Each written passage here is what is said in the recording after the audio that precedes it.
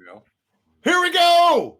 Time to pull up a chair and talk some Dynasty football. I am finally your host, JJ Wenner, and this is the Ride Or Dynasty podcast. Tonight on the pod, we will conduct a 2-round rookie mock draft with some bonus picks. So let's introduce the panel who will be helping us draft. First up, back after his exclusive 3-year tour of Europe, Scandinavia, and the subcontinent. That's a Blues Brothers joke.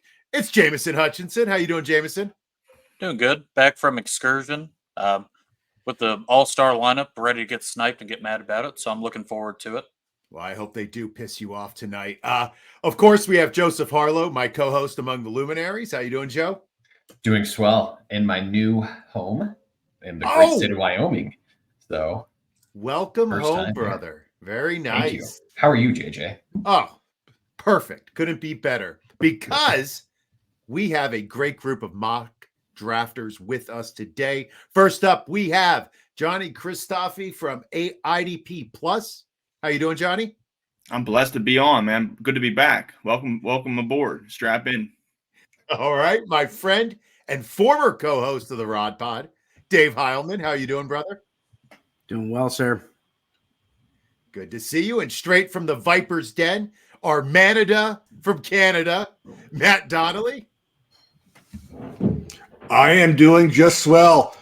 How much for the girl? How much for the girl? A little bit more Blues Brothers there for you.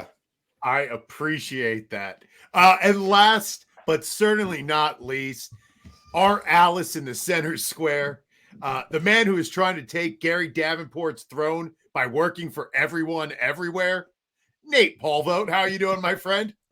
I'm doing great, man. I've been a little quiet the last month and a half, 2 months, so it's kind of nice to get back in the role of podcast. It is that time of year. These mock drafts are really important. We've got a lot of people out there who are drafting in their rookie drafts right now in Dynasty, so hopefully this is some help to get a grip a little bit on what the ADP is looking like, and we can maybe help you win that draft. Which is why we are here. Now, I've assembled quite a crew to get ready for this draft, but you don't need all of that. All you need is to order the IDP Plus Rookie Guide. That's right. Our comprehensive 2024 IDP Plus Rookie Guide is here. Get the Rookie Draft Guide for a limited time only for only $9.99. The latest version includes all of the post-draft feedback you need to dominate your drafts. So check out the link in the show description and download your copy today. All right, gentlemen, before we begin, we will be completing a 2-round rookie mock. This will be a 1 QB, PPR, no tight end premium. Pretty simple. Our draft order is going to be Johnny with the first pick, followed by Dave, then Nate, followed by Matt, Jameson, and Joe. So with the first pick, here's Johnny. Well, thanks for making it easy on me. This is a 1 quarterback, no super flex, so I don't have a tough decision on my hand. I think I'm just going to play the safest way here and go the best player on the board, littlest risk, and that's Marvin Harrison Jr. Think he's going to strap in and settle quite well in Arizona. I think there's some other wide receivers that have some bigger questions around them regarding hesitation with me. So, like I said, not a super flex. It's an easy decision, and it's Marvin Harrison at number 1. All right, Marvin Harrison goes to Johnny. Next up, we have Dave. Yeah, and so I'm going to go with Malik Nabers here. Some people had him as the pre-draft wide receiver 1, maybe some hesitation after the Giants landing spot, but this guy's 20, about to be 21 years old. Daniel Jones probably not going to be his quarterback for his entire career, and he's an excellent receiver. One of the things that's going to be good for fantasy football, it's not one of these, Quentin Johnston types where he's just an athlete, needs to learn how to be a receiver. He is a pure receiver. He is an alpha receiver. He's good at man coverage, at digs and slants, 87.5 and 82.8%, to where he's winning his routes, reception, perception. And this guy is really hard to bring down. Only brought down on first contact 48% of the time. So he's breaking a lot of tackles. And on 20% of those time, he was breaking multiple tackles. So he's just creating a lot of stuff. And Garrett Wilson type of player where he can overcome some bad quarterback play. All right, Malik Nabers to number 2. Nate, where are we going with the third pick? You're on mute, buddy. We've got to keep this run of wide receivers going, right? And Rome Odunze, you love the situation. He's stepping into an offense with Caleb Williams, Keenan Allen, and DJ Moore with an opportunity to be the feature piece sooner rather than later, but he doesn't have to be that guy out of the gate. That's what Keenan Allen is for. That's what DJ Moore is for. But outside of that, if you look at the target competition, you've got Cole Kmet, maybe a little DeAndre Swift, maybe a little bit of Khalil Herbert. But outside of that, he has an opportunity to be the wide receiver 2 in this offense if he takes off and he gels with Caleb Williams, which I expect him to. I would honestly, right now, I'd take Odunze over Nabers just because of the situation. I prefer the situation. I don't like what's going on in New York. We should know who the quarterback is, and we don't. That concerns me. Their front office concerns me. And those uniforms they unveiled today, my God. Oh, my eyes started bleeding for a minute. They're so bad. Any organization that does that, I have a hard time trusting. So for me, it's Odunze. Well, not only did the fashion take, but a great pick at number 3 with Rome Odunze. Matt, where are you going at number 4? Well, I don't know if you can hear this right now, but I got a bunch of banging going on upstairs, kids running around, eating my turkey, which I could be doing right now as well, which I found it's kind of like not appropriate to do on air, especially with the mustache, because half the turkey would still be in the mustache as we're doing the draft. But I like a good banger here, and I'm going to go to the running back position because I could go with a tight end because it's super sexy, keep this pass catcher thing going. But I really like Jonathon Brooks here. He proved that he can catch the ball out of the backfield, which is something that David Canellis really enjoys in his running backs. Canellis turned Rachaad White into a top 5 fantasy running back in PPR formats. What's to get us to think that he can't do that in Carolina with Jonathon Brooks? We know what they want to do in Carolina. They want to give Bryce Young every opportunity to be successful. They invested a lot in this young guy, especially after watching guys like CJ Stroud go out there and ball out. They need to surround Young with good playmakers. And we also know that Jonathon Brooks is a very good pass catcher who has a very good yards per route run. Before his injury, he had like 1,100 yards in 10 games. So you know he can run the rock. There's no commitment to Chuba Hubbard and Miles Sanders. I mean, this is the guy. If you're looking for an RB1 of this draft class, and I like another running back, but it's Jonathon Brooks. Opportunity is going to be there. He's just the 15th second-round running back to go inside the top 50. That's at 33 to 50 range since 2013. Among the 14 previous second-round picks in the top 50, 9 have gone on to finish as top 20 scorers in fantasy points per game as a rookie. And believe it or not, only Ronald Jones and Derrick Henry kind of failed to hit that as top 35 running backs in their rookie seasons. All right, Jonathon Brooks with a hearty endorsement from Matt Donnelly. Jameson, where are you going with pick number 5? Well, we get into the goofy part of the draft where it can go multiple different ways. I don't want to do Brock Bowers here. I'm going to go with Brian Thomas, I think, here. Zay Jones is gone. Calvin Ridley's gone. A lot of vacated targets. I think this is what Trevor Lawrence needed last year. And I know they brought in Gabe Davis, but I just don't think he's going to do a whole lot for him. So I think Brian Thomas here, first round pick, I think he's going to hopefully take the Jaguars to what the offense should have been last week when it fell off halfway through the year. All right, we have Brian Thomas at 5. Up next is Joe. Yes, so I was hoping my decision would get made a little easier there, but it was not. So thanks, Jameson. But anytime. I'm also going to pass on Brock Bowers here, despite he's the best player overall on the board, I think, but not necessarily for fantasy. So I'm going to go, really the differentiator is the quarterback play. So I'm going to go with guy who has one of the top 5 quarterbacks in the league, and Ladd McConkey, now with the Chargers. Has great quarterback, Justin Herbert, the top receiver, without really a close second. It's a little aggressive of a pick here, but Chargers did move up for him. And there's a lot of fear out there that the Chargers are just going to run 55 times a game.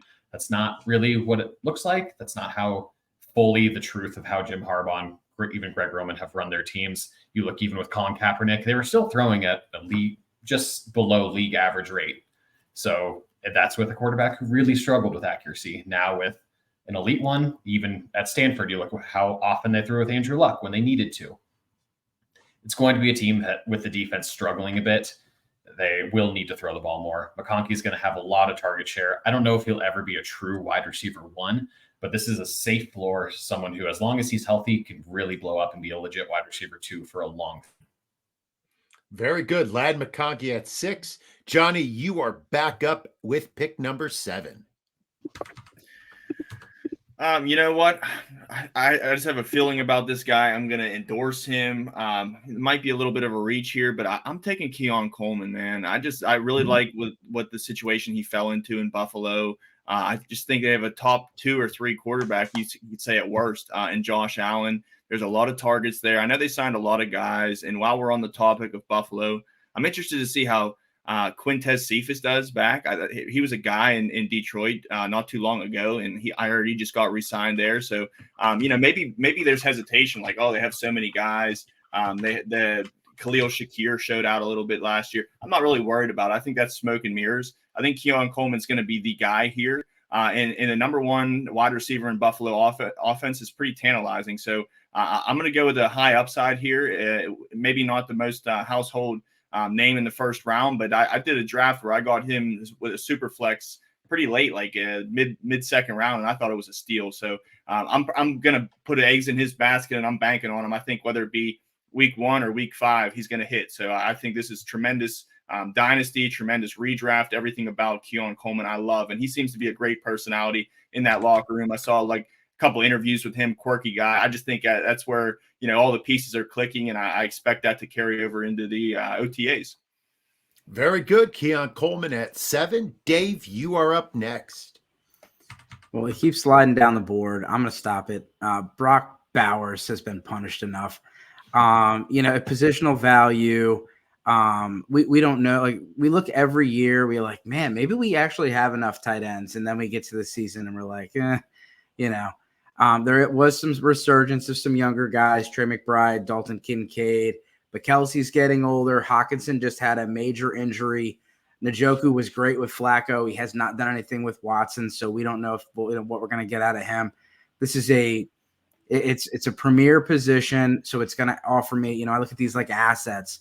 Bowers is going to be a very good asset to carry to my team. If I need him, I use him. If not, I can trade him. And yeah, I may have to wait a little bit for some production, whether it's Minshew or O'Connell. I'm at quarterback, but it's a premier player, and getting him at the 108 spot is pretty nice. All right, Brock Bowers stops his fall at pick number 8. Nate, you are up next.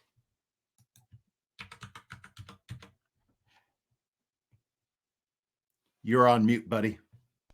That's great. I had it unmuted and I muted it. You see Caleb Williams sitting here, right? And it just feels like, well, okay, he's falling to 109. You've got to take Caleb Williams here. However, it's one quarterback. I'm not going to take him. I like Xavier Worthy in Kansas City. And I think getting him this late in a rookie draft, especially a PPR 1 QB, is kind of a steal. He should have gone ahead of McConkey. He should have gone ahead of Coleman, and he should have gone ahead of Brian Thomas, in my opinion. His ceiling is so high that I am willing to take a risk on him, even with the top 6, even top 5 pick, depending on who we see go off the board ahead of me. Ceiling is Tyreek Hill all over again, right? And we all agree on that. He's got that skill set. Does he have that dog mentality? We're going to have to see. But if he does, this is a scary player and a scary offense. So number 9, Xavier Worthy, he's sitting there. I'm taking him every time. All right. Nate goes with Harrison Butker's teammate, Xavier Worthy. Well, when you put it that way. A little topical conversation. At number 10, Matt, where are you going? You know what? If you're going to just leave me with all the running backs, I want to keep going down the route of the running backs. Maybe it's my age. Maybe I'm showing, the rings around here a little bit, but I'm going to go with Trey Benson, because if you want a running back who's set up for future success, it is going to be Trey Benson. He's everything the Arizona Cardinals have in James Conner, except healthy and a lot younger. And look at what James Conner has done in the last few seasons. Like, they literally got themselves the running back here who can be a third down back, catch the ball out of the backfield, explosive as anybody. They've also got a guy who's not afraid to run between the tackles. But one thing I really, really like, if I look at what James Conner's done, because we're looking dynasty here, we're looking big picture. Look at James Conner's success in 3 years in Arizona. He has totaled 2,574 rushing yards, 840 receiving yards, 35 touchdowns. That's 35 tutties. I haven't even touched 35 times in the last couple of hours. It's insane to think of what the potential is here for Trey Benson. Here's the kicker. Yeah. James Conner did that all while missing 10 games over the last 3 seasons. So if Conner were to miss time, get hurt, retire, move on, Trey Benson is in line for top 12 running back numbers. And that's what I'm looking at here. I'm looking at potential. I don't think the risk as a great here as there are with some other players. Sure, quarterbacks could be an option here back end of the draft where the rich get richer here and load up at that position. Xavier Worthy, this fast guys scare me, man. I mean, typically anyone we've seen go fast, Rasheed Rice and a few others, it hasn't ended well, right? I mean, and that's kind of a big concern when I'm talking about like Xavier Worthy, Keon Coleman. The dude has to wear like a parka in the summer. You see the big yellow jacket. What's he going to do when it gets to like Buffalo temperature, man? That's a different thing. The cold weather, Florida State boy, cold weather Buffalo, it is not going to be a good thing. So, I mean, hey, there's some good things to pull off here, but Trey Benson is in a prime position, baby. All right, Trey Benson going at number 10. Jameson, you are up next with pick 11. Well, I brought up at the beginning, I was thinking about getting sniped, and sure enough, Trey Benson was the guy I was going to attack here. So it's only fitting, but I'll break the mold here with the quarterbacks and just go Caleb Williams. I don't think any quarterback coming in as a rookie has been set up quite as well as he has. He's got Keenan Allen, who last year, before he got hurt, still produced. DJ Moore, who really is one of the more underrated wide receivers in the league. And then, of course, rookie Rome Odunze. So also brought in DeAndre Swift, has a new offensive coordinator. I think sky's the limit in Chicago, and I think it sets up really well for Caleb Williams in his rookie year. All right, first QB goes off the board to Jameson at number 11. Closing out the first round, we have Joe Harlow. Here, I'm going to go a little bit of a homer, and I'm going to take the rookie for the Colts, the true number 1 receiver from Texas, Adonai Mitchell, player who has the potential to be a legitimate X receiver in the NFL. Skill set is complete skill set, though is a little raw, has some potential character concerns, which some teams shared, some didn't. If you saw, Chris Ballard got very fired up about it, despite not taking him in the first round and actually trading back in the second round to get him. So let's see what really is up there. But one of the big things with Mitchell is that, or one of the big concerns with him is that if he had gone to a team where he needed to be the guy, like to a Carolina, where there was some smoke, that would have been bad for his development. He needs a little bit of time to really adjust the NFL game, to really kind of get his butt in gear, more or less. Texas was a super collegey offense, really gross to watch, really gross quarterback play, which we'll get to for 2025 potentially, but not for now.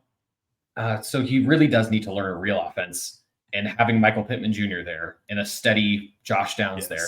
Yes, that will really take a lot off of him. It really is a spot where he can blow up, especially growing with Anthony Richardson, who can spray some passes, but Mitchell is the type of player who has great body control, runs really good routes, despite getting some flack for that, which again, I attribute more to the offense than to him per se. And then, yeah, there's not much after the catch, but big time threat down the field, over the middle, runs legit X routes, and can be 150 target guy in the next 3 seasons, probably, if he hits the ceiling. All right, so we close out the first round with Adonai Mitchell going to Joe. Now, gentlemen, just to recap the first round, we had the first 4 picks: Marvin Harrison Jr., Malik Nabers, Rome Odunze, followed by Jonathon Brooks. Next 4 went Brian Thomas, Ladd McConkey, Keon Coleman, and Brock Bowers. Final 4 were Xavier Worthy, Trey Benson, Caleb Williams, and Adonai Mitchell. Matt, looking at that first round, what pick surprised you the most? I mean, everything kind of played out the way that I've seen in a lot of the drafts I've got. I mean, maybe Bowers slipping down a little bit. outside that top 4 when we're talking about non-PPR or PPR 1 QB leagues. Maybe Bowers should normally be up there in that 5 range. I mean, we watched the slip. We all kind of acknowledged it, like, oh, yeah, I'm going to pass. Oh, yeah, I'm going to pass. I think the Raiders' landing spot really kind of did him in more than anything, because I know Nate wasn't touching him there at all. He may have let his fandom kind of get to him a little bit. But, I mean, realistically, I don't see Bowers being a tight end very often. I mean, who is a tight end anymore anyway? The ones that are producing fantasy typically line up in the slot. I see the Raiders using him in the slot a lot more this season. Kind of Jacoby Myers, Devontae Adams. They got Xavier Worthy. So they got a good offense. They struggled last season, which I think is what scares a lot of people, how poor that offense played out last season. So that's going to be one of the holding points here. What is Gardner Minshew going to do? Is it going to be Aiden O'Connell? So I think a lot of fear is Bowers, that landing spot. But I can see as we get closer and closer to the draft, we start talking about OTAs and all the hype. Maybe he shows some of his thighs off a little bit, because you know how we all love a guy in his thighs when it comes to fantasy football. We usually bump him right back up the board. So I wouldn't be surprised if he climbs back up into that 4, 5, 6 range in 1 QB leagues. Dave, any picks surprise you? Yeah, I mean, the running backs, and it surprised me in a way that, like, I think this is more of what your actual drafts, like a lot of times in mock drafts and in rankings, the running backs are a lot further down the board, but like people are thirsty for running backs in Dynasty, and they're going to go earlier. And you know, I thought about Jonathon Brooks at my pick there in the second time, and he wasn't around. And I was like, well, maybe I'm going to go Trey Benson, but then Bowers, you know, fell.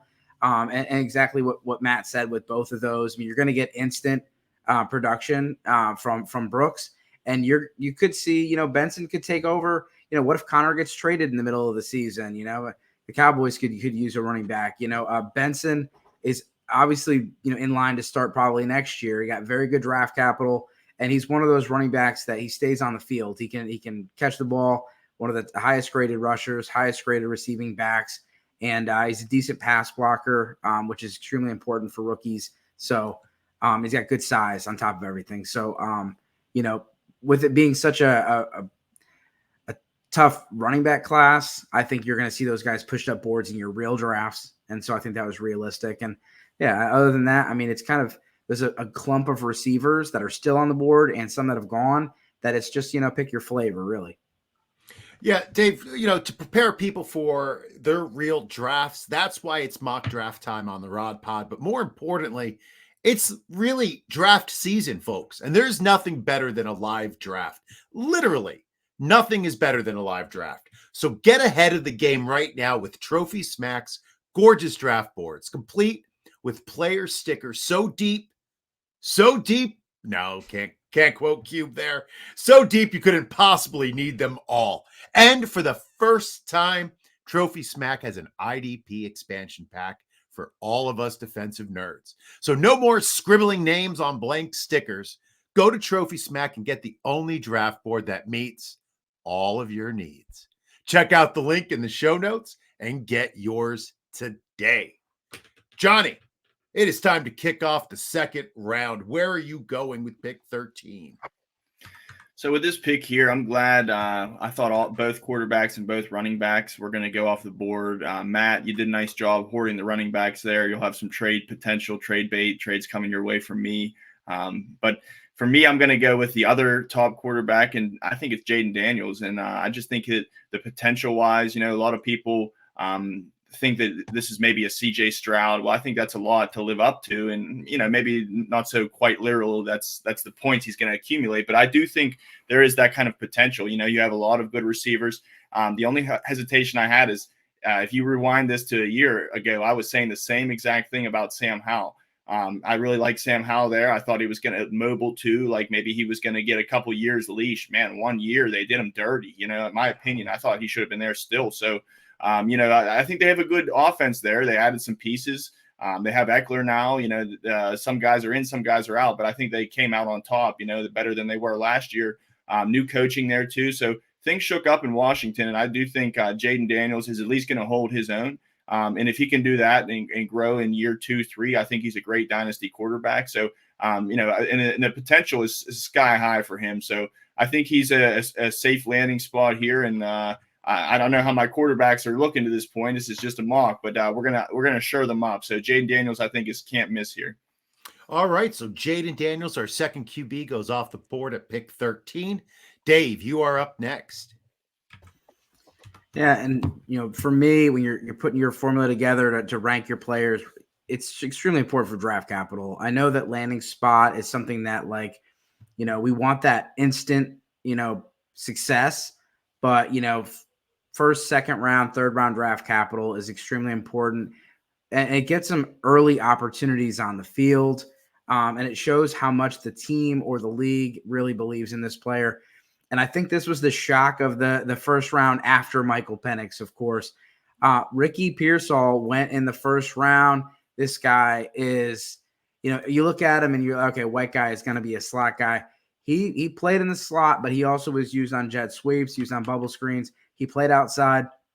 He's a man beater. He's a route runner. One thing that the San Francisco 49ers really, really struggled with is they have a bunch of playmakers that do a really nice job when Kyle Shanahan draws it up. But when people played man coverage, the Browns and the Chiefs, when they manned up on them, Deebo Samuel cannot beat man coverage. Brandon Ayuk can, but they were running a lot of doubles and things like that to really eliminate him. They needed a route runner. They went and got Ricky Pearsall. And yes, I may have to stick him on the taxi squad for this year. He may not do too much for me this year, but I think Brandon Ayuk or Deebo Samuel is out of town next year. Pearsall gets a much larger role. And then when Christian McCaffrey gets out of town, which is not too much longer, he's in there for the long haul. He's at least going to be there for 5 years. So Ricky Pearsall with the 202. All right, Ricky Pearsall. Nate, you are up next. Yeah, I love that Pearsall pick. I have to say, Dave, he was of the receivers that I loved that we saw in Mobile, the Senior Bowl this year, JJ. I think my two favorite, honestly, were Pearsall and then the guy I'm going to take here, who we called him the Yak King, Xavier Legette. Guy is an absolute freaking stud. Here's what I love about him, though. Carolina, not the best landing spot for a wide receiver with all the criticism we've given Bryce Young in that offense, right? So it doesn't make sense to be excited about Legette, except for a guy who's had issues with accuracy in his rookie season. You bring in a guy with a massive catch radius who wins catches on size. He's going to win short, medium, and deep in this offense. His ceiling is probably his rookie season. I'd say he could be a back-end wide receiver too. I don't see him getting a ton more volume in that offense given what it is right now.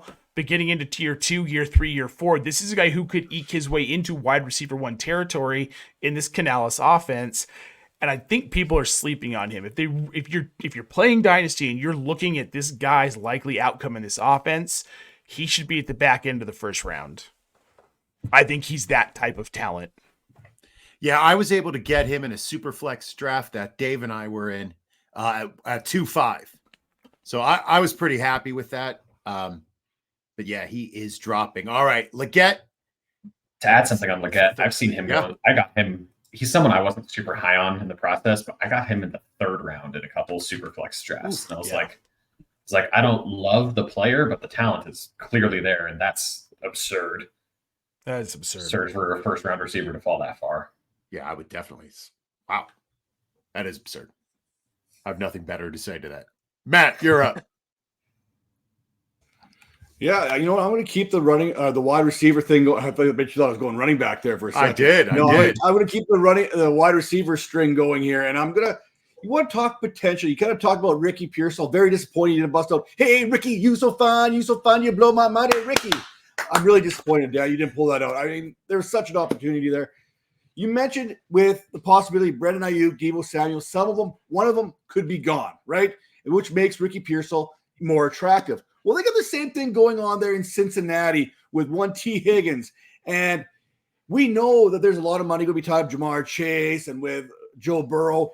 They've got their replacement right there in Jermaine Burton. The dude is an absolute deep ball threat. If it wasn't for some red flags, some off-field transgressions, some other little things here and there, I think he would have got a lot higher in the draft. And despite all those red flags, the NFL says if you can play football, we're still going to employ you, whether or not these red flags are bad or not. And they told us everything we need to know by taking him in the 3rd round of the draft. So he's got that day 2 draft capital despite all these red flags, but he's going to have opportunity. T. Higgins is not going to be there much beyond this season. Who knows what's going to happen in that situation? But when you look at what Joe Burrow and this Bengals offense can do, Jermaine Burton's that guy that could stretch things out. You look at the NCAA wide receiver leaders by career yards per deep target. That's those plus 40 targets down the field.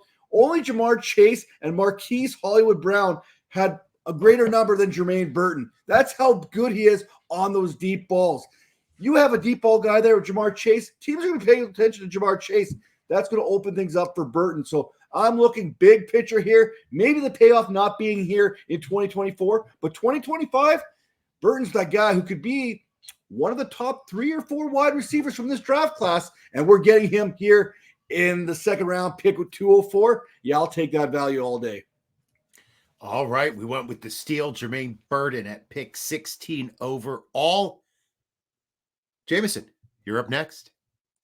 I heard running back come out of Matt's mouth, and I was about to walk off. So I'm glad that Trust I'm me, it came to mind. It was there.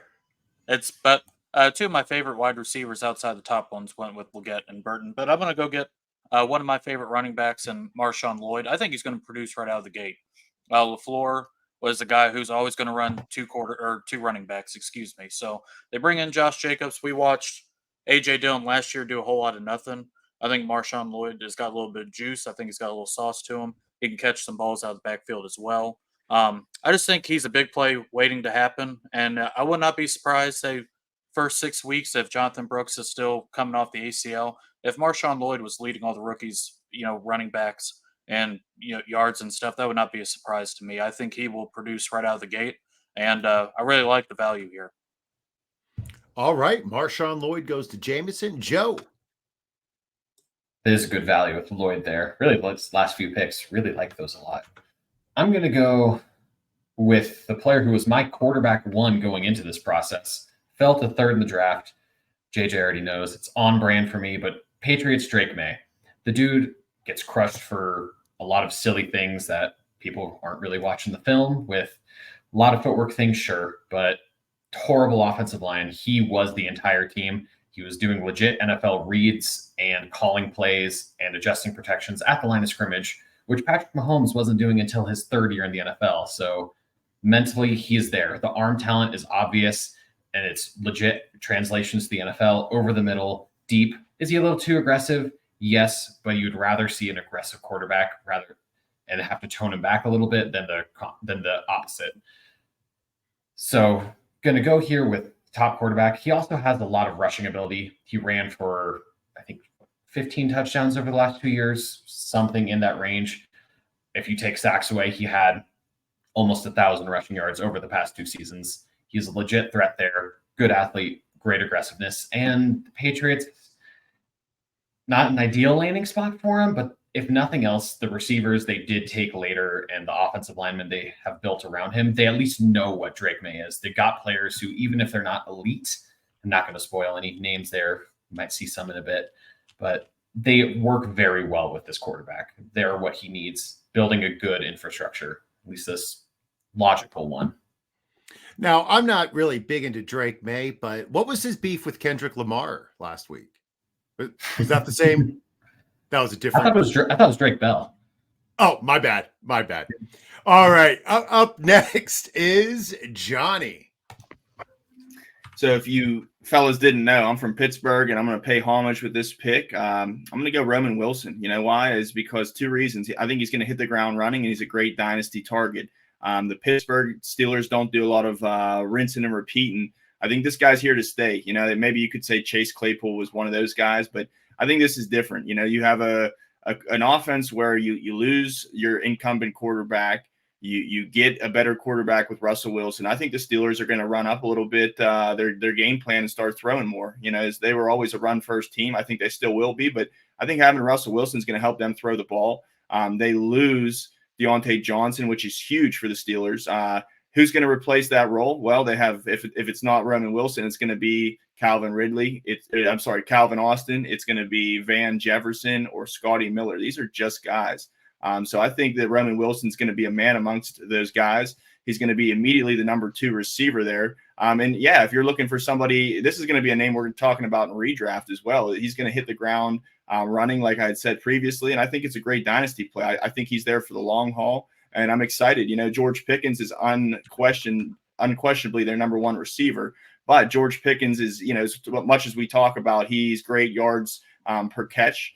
He only had 63 receptions last year, the whole season. He played every game. So I'm not saying he's not a number 1 target. He is. He's going to get his, but he's not like a 10-12 target type of guy. And if it's not him, then it's going to be Pat Freiermuth. So I think all 3 of them are a really nice trio. And I think Roman Wilson provides some nice value here late. All right, Roman Wilson to Johnny at pick 19. Dave, you are up next. Yeah, that was good. That was a good pick. That's sniping me there. I had Wilson. It was either him or pretty Ricky Pearsall with my last pick, and I decided to go with Pearsall and play the ADP game. Lost a little bit. Here, this is the kind of the type of the draft where it's tough. You're looking at day 3 picks at this point. There's a couple day ones on the board, but it really depends. And I'm going to go with the guy that he did fall in the draft, and he's fallen down rookie drafts, but I still think he's a value. I like the landing spot. He pairs up with his college quarterback. He is an absolute playmaker, and it's Troy Franklin. Don't ask him to run a gauntlet drill. He's not too good at that, but he's pretty damn good at football, and we saw it last year. The Pac-12 was very good. You saw how represented they were in this draft, not only on the offensive side of the ball, but on the defense. And this guy can get open. And he goes to a situation. They just got rid of Jerry Jeudy. Tim Patrick's coming off of back-to-back season-ending injuries. The team seems like they want to get rid of Courtland Sutton at some point. He could be in line for some very, very good targets here soon. And he's already got a leg up on Marvin Mims because him and Bo Nix are boys.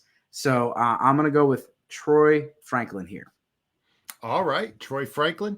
Up next is Nate at pick 21. Well, guys, I loved the Drake Maye discussion here, and seeing him come off the board in the second round in 1 QB. I agree with that value for Drake Maye. Now, I know what we've seen out of the Patriots the last few years, right? A middling offense that really just can't get anything going. They have no real identity. But Bill Belichick's gone. We've got Jared Mayo, and we've heard this team and these players talking about this energy is different. This team is different. It feels different to come to work every day. This team is different. Jared Mayo is getting them excited to play. He's getting them ready to play. And I think Jalen Polk is going to be a lot more valuable down the line here in Dynasty than people are thinking. I could see him as a guy when we look back saying, he should have been a first-round rookie draft pick. Might be 2 years from now that we're saying this, but this is a different New England team. Mayo has to come in here, and for this fan base who is used to winning, he's got to change things. He's got to bring in some excitement. He's got to change this offense. They don't want to see these run-heavy games, these run-heavy schemes. They want to see the ball in the air. That's why they brought in Drake Maye, and it's why they got Jalen Polk. So I'm taking him here at 9. I think he should have gone a little bit earlier, but guys, thank you for letting him fall to me. That's fantastic. And I'm interested to see who these last 3 picks are now. I love that pick, Nate. I was debating on him or Maye. Polk was one of my favorites all throughout the process. Yeah, same. I really like him. All right. So Jalen Polk at 21. Matt, you are up next at 22. Yeah, so I feel like I should be trading back here. There's absolutely no one that I'm in love with at this point. Maybe I'm trading for a 2025 second round pick or whatever I can get here. I don't love anybody. I could go JJ McCarthy here, grab that other quarterback off the board, which is probably, if I had to do it, I probably would. But you know what? I wouldn't be on brand if I didn't go with this pick.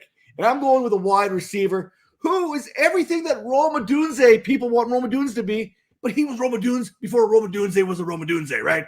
I'm going to go with the other Washington wide receiver. I don't care if this is too early to draft him. He's my guy, and I got to put some respect on Jalen McMillan's name here because he is that guy. And we are a what have you done for me lately type of society.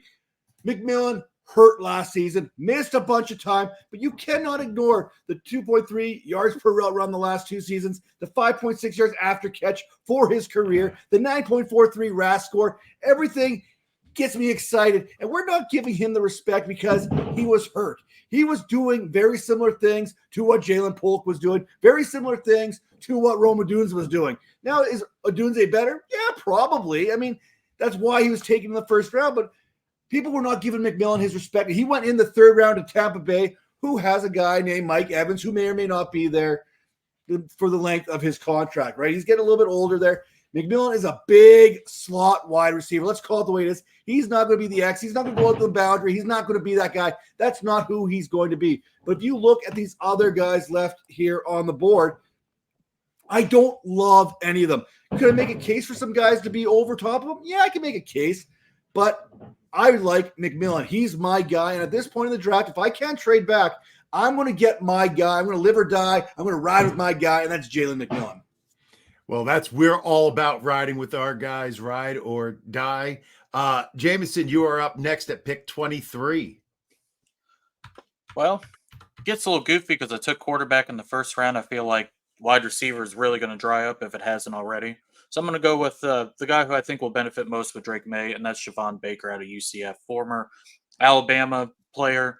I think the 2nd and 3rd level is where he plays his best game, and I think that's something that Drake Maye is really good at. You didn't see it a whole lot last year just because the offensive line was putrid, but they had Tez Walker, who just signed with Baltimore, and he was that type of player for him. I think Javon Baker is a better player overall, and I think he can benefit, especially with this wide receiver group. It's, Baker, it's Jalen Polk that they just drafted, but also Juju Smith-Schuster, Demario Douglas, KJ Osborne, Kendrick Bourne. I mean, nothing sexy. I think if anybody can break through, it'd be Javon Baker. I know my all-out blitz co-host Doug Orth loves Javon Baker, and he loves his opportunity to become the wide receiver 1 in New England. To finish off our draft, Joe, who are you going with pick 24? Well, Jameson, you didn't make my decision easy for my first pick, but you did this time. So thank you for writing me this time.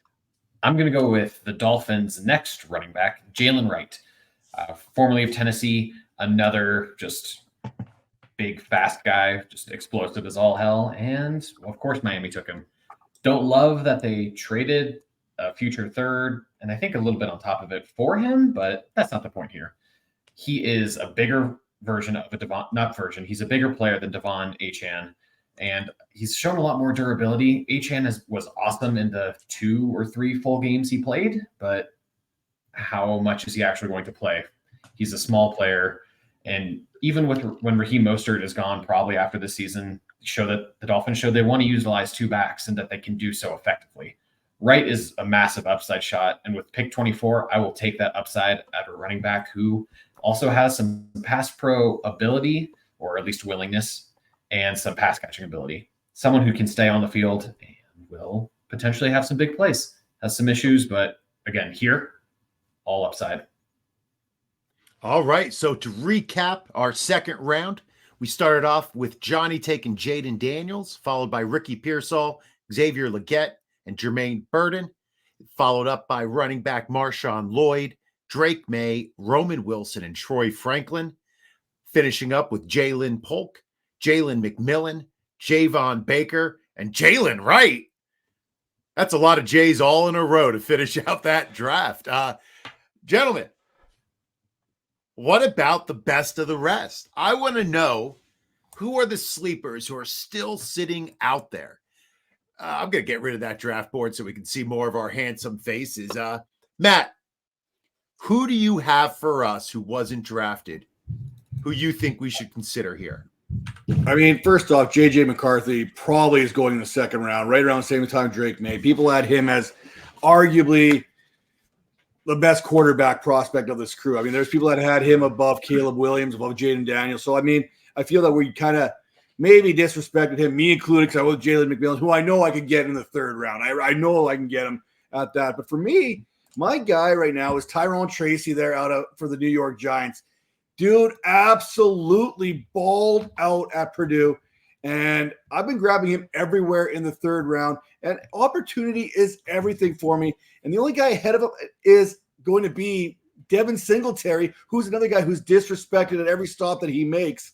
So I'm not worried about Eric Gray. So this is Devin Singletary versus Tyrone Tracy. And if you look, Tracy, he's raw when it comes to being a running back. This is a wide receiver converted to a running back. And if you look at his yards per route run, it's right up there with Marvin Harrison Jr. Like, that's what kind of player you have in Tyrone Tracy. And we know that the New York Giants need playmakers because outside of the love child of Garrett Wilson and DJ Moore there and Malik Nabers, Tracy's the only other guy who can make plays for this Giants team. So for me, Tyrone Tracy's a guy I love everywhere. I'll grab him early in the third round all day, every day. All right, Tyrone Tracy. Nate, who should we be thinking about? Guys, Ray Davis. Buffalo hasn't had a running game in how long, right? This dude's a bruiser, and just because he went to a smaller school, everybody's writing him off. Running backs don't get top round draft capital anymore. It's just a fact of life. So when you're looking at running back, second, third, fourth round draft capital is as good as first, second, third for a wide receiver and other positions, in my opinion. And this situation for Ray Davis, what more do you want? James Cook isn't that type of runner, right? He's not a bowling ball. He's a stick figure that is really good at catching the ball, and he's slippery. Ray Davis adds an element they were looking for in Damian Harris last year and did not get out of him. So I'm excited. I've seen him going as early as second round in some drafts. So if you can get him in the third, take it. I love Ray Davis. That's such Me a great too. pick. Dave, who do you have for us? Top guy on the board left for maybe Blake Corum. Gets third round draft capital, which, you know, we talked earlier about running backs. Like that's really high for running back draft capital. Goes to a good offense with a creative play caller. He's very much like Kyron Williams, maybe a little, you know, better as far as, you know, combine numbers, athleticism. 27 touchdowns last year. And so they get a guy that can do a lot of the similar things that Kyron Williams does, and they don't have to, you know, put Kyron on the field all the time.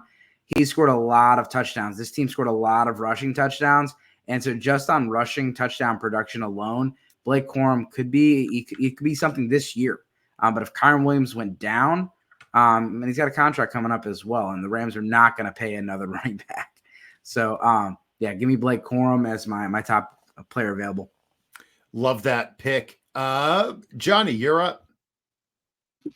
Well, this is getting a little watered down. I'd rather have those three guys who were said previously. Good picks, fellas.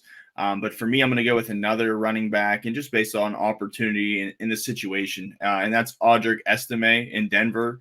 I just don't know that Javonte Williams is, we saw flashes in the pan. Is he really that guy? He came off the knee injury. That now there's some new coaches in the building. This was not Sean Payton's guy to draft. So that kind of has me in question of, is he really going to be the preferred back here? And listen, I'm not banking on Estime to be, I'm not estimating that he's the starter. He doesn't have to be. If an injury happens, if poor performance happens, I understand they have other guys there too. P. Ryan. They still have who was that undrafted rookie they had? Jaleel McLaughlin. He was solid in spurts, but it could go south. But at the same time, I see a world where he's the number 2 running back right away. He has some touches, and whether Javonte is in the doghouse or does not perform, boom, Estime. All right, we have Audric Estime. Jameson, who do you have for us? I'm going to go deep in the weeds, especially for tight ends where I'm just trying to throw some darts. I know they got Ben Sinnott and Jatavion Sanders, but I'm going to go Erick All went to Cincinnati, went to tight end university over at Iowa, produced guys like Sam Laporta, TJ Hawkinson, Noah Fant, and also George Kittle. He's coming off a torn ACL, but I mean, anybody getting paired with Joe Burrow, especially in Dynasty round 5, I just took him. I'm in desperate need of tight ends, and I just need somebody to hit. So I really like him. I think he's very good as a pass catcher. I know they just signed Mike Gesicki, but I don't think he's going to do a whole lot. And I think Erick All has an opportunity to be a big part of the Bengals offense down the road. All right, Erick All. Joe, finish us up. Yeah, I'm also going to go deeper in the weeds, but also have to mention your Malachi Corley's, like Jameson mentioned, Ben Sinnott, JT Sanders, Theo Johnson. There's a couple other guys who had top 125 Capital, who didn't go here, but we know about those. The deeper name I'm going to hit, though, is Jared Wiley from the Chiefs. Big play tight end threat as he was at TCU over the past couple of years. I think 6'6", 260 something with functional athleticism. He can really stretch the seam. He's not Travis Kelce, but if you're going to pick a mold for someone who could be an heir, Jared Wiley isn't a bad option there. He's super interesting. And again, like Jameson said with Erick All, you just want to take a shot on a big-time player there. And Wiley has the yak ability, great hands, decent route runner, and again, will show some willingness to block, which is massive for tight ends and running backs to keep them on the field. Just showing that willingness is huge. That's why someone like a Kyron Williams actually had a chance, because he was the best blocking back in the draft. So he got a role. That's why Jaylen Warren has had such a role for the Steelers, because he's a really good blocking back. And then the rest can grow from there. So Wiley showing that willingness, and then also being, yes, converted QB. Thanks, Dave, for reminding me. Yeah, just a lot of athleticism there. I think he can really be a 4th, 5th round dart throw who can turn into something. Or if he doesn't, then it's a 4th or 5th round pick that you wasted, whatever. All right. Well, we have some names that did surprise me that are left over. Nick's not going, McCarthy not going. But I guess in only 2 rounds in a 1 QB, I think the 3rd round, we would start seeing some of these coming off. Just to recap our honorable mentions, we had Tyrone Tracy to Matt. Nate took Ray Davis, my man. Dave took Blake Corum. Johnny estimated on Estime. Jameson took all of Eric. And Joe took Jared Wiley. Well, we're not just a bunch of pretty faces here at IDP Plus. We have an entire suite of tools and rankings for both offense and defense, plus rookie rankings, injury trackers, snap tools, premium articles, and more. So right now, get your first month for just $1 with the promo code MOCKDRAFT. Head over to idpguys.org after the show to get ahead of your lazy league mates and start your march towards fantasy football greatness today with the promo code MOCKDRAFT. The link and details are in the show description. Gentlemen, it is time for tags where we share any final thoughts we have and let everyone know where they can find us. Matt Donnelly, you are up first. Hey, I think I made a point there a little bit earlier on my Twitter feed there somewhere along the lines, but that's the first place you can find me, at Matt Donnelly FF. Anything else, basically follow the links there, whether it's at Rotoball or Fantasy Points. Working on an article now. I'm hoping to drop in July. I mean, it's sitting there. Do you guys, Nate, I know you do a bunch of writing. You probably got a bunch of things sitting in the drafts. I've got this article that is like 99% done. It is sitting in my draft. It's been Grammarly checked. I've got like 3 different intro paragraphs that I've got off to the side if I want to interchange. And yet I don't know if I even want to drop this article. You know what I'm saying? It's one of those pieces right there. It's like, do I want to drop it? Do I not want to drop it? So I got one of those that could be coming out here in July. Keep an eye on it. If it does pop, I hope it's going to be good, but hey, who knows? Is it comparing football players to your favorite porn stars? No. It's basically all my different mustaches there and what football players kind of work with that. Yeah. That was my second choice. Dave. You can find my work at sportsgamblingpodcast.com, at Dynasty Dorks on all the social medias. Check me out on TikTok. And if you're interacting with the Dynasty Trade Calculator Twitter handle, that's me. So, send us your trades and we'll calculate them for you. All right, Dave. Thank you. Nate. It's easiest to just find me on Twitter at Nate Paulvote. I have actually slowed down a little bit. I'm doing dynasty rankings right now for Razzball.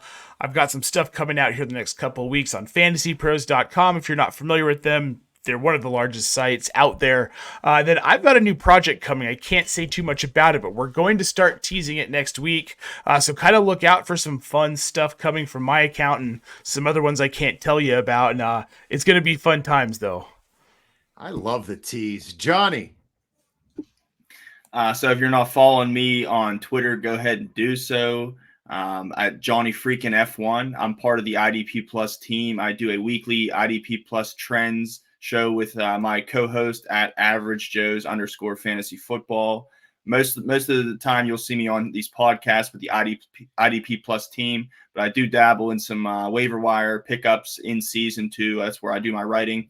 But all off season, I've been dropping videos with the IDP Plus team. So follow all those guys and take the time to follow all these guys that were on this panel tonight, because I gave advice, but I also learned too. So thank you, gentlemen, for the insight as well.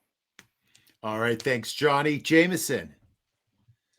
I'm over on the Twitter machine as always at Jameson Rules, just degenerate gambling. I asked 2 weeks ago if somebody would help me with my college homework. Got no inquiries, so I'm going to ask again. If anybody wants to help me pass college, just give me a call. But other than that, catch me every week here at Ride Or Dynasty with JJ and Joe. So that's about it. All right, Joe. You can find me on Twitter at JoeLo63, where I will be tweeting about rookies, 2025 rookies, other fantasy football and football things, Baltimore Orioles, who are still kicking butt, finally. So other various things. You can also find me again shortly, not in the near future, but again on the mailbag/waiver wire show later on. Currently, Justin Fry at JFryDP is holding that down by himself. And thank you everyone for being here, and thank you JJ for hosting. My pleasure. I am at JJ Wenner on Twitter. Thank you, Matt, Nate, Dave, and Johnny for their help and expertise on this draft. Thank you to Joe and Jameson for all their hard work putting this show together. Special thank you to the whole crew at IDB Plus, Gary and Brittany for helping produce the pod. Make sure you tune in next Wednesday to the All Out Blitz where Doug and I will welcome Jay Stein to break down Dynasty startup strategies, and come back on Friday for the Rod Pod, where we will conduct a 4-round rookie combined draft, IDP and Dirty O. So from all of us to all of you, be safe, be well, and as always, boat drinks, my friends, boat drinks.